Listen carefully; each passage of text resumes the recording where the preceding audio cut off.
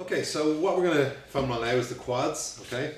These big muscles here, okay? So quite often when our quads and our hip flexors get tight, that is actually the main cause of back pain, okay? So if you go to a physio, and you tell them you have back pain, quite often what a physio will do is treat your back, okay? Which makes sense, but quite often it's just a case of your pelvis being rotated because your quads are too tight, okay? If you can imagine being rotated one way or the other, your pelvis then is going to be causing pain in your back if it's out of alignment. Okay, so if we can release these quads and release these hip flexors, which are causing, that pelvic tilt, that can quite often, I'd say probably 7 or 8 times out of 10, release that back pain that you're probably getting. Okay, so really important you give this a try. Okay, this will be the sorest thing you foam roll, so bear with me as it's going to be pretty sore for me. Okay, right. So again, like the calf, we're going to bring it into 3 sections. So we're going to foam roll here, we're going to foam roll here, and then we're going to foam roll here.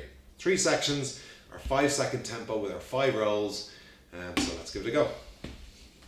So we're going to start at our bottom section. So we're not resting our kneecap on the grid, so it should be just above the kneecap. So 5-second roll, and then 5 seconds back. Just at that top section, the bottom section, from the kneecap up to 1/3 of your leg, 5 seconds up and 5 seconds back. Okay, so once we've done 5 times, 5 seconds up, 5 seconds back, we're just going to make sure that we bend and straighten our leg. Okay, and we're going to do this 5 times, in through the nose, out through the mouth, making sure we don't hold our breath. There's no need to foam roll forward and back while we're doing our bend and straighten. We can keep it nice and still. So again, we're searching for those lumps that we're going to work on after we've done this little process. So after we've done 5, we go into our fishtail. So this just means we're going to drop our leg across and drop our leg out. So we're really working through any lumps on the outside or the inside of the leg which are causing the tightness in the quads. So I can feel plenty of lumps there, so all I need to do is find those lumps and just do mini rolls in them till I can feel them reducing for another minute or so. And that will help to alleviate those little lumps and bits of scar tissue.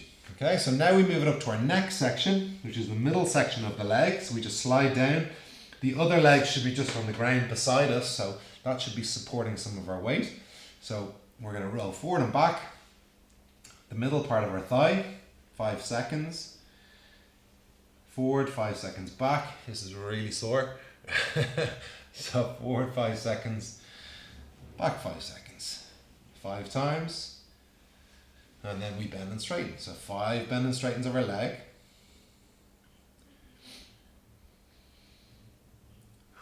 Making sure we're breathing. And then 5 fishtails.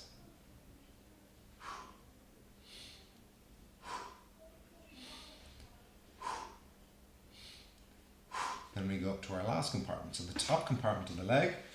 We roll forward, so we slide down, forward and back 5 times. 5 seconds. 5 seconds back.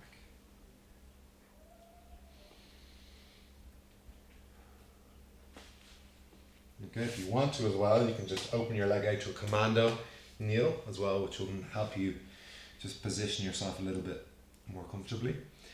And then of course we go into our bend and straightens. This part shouldn't be as sore as the lower part of the quad.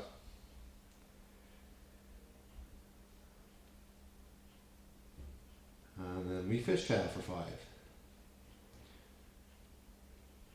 3, 4, and 5.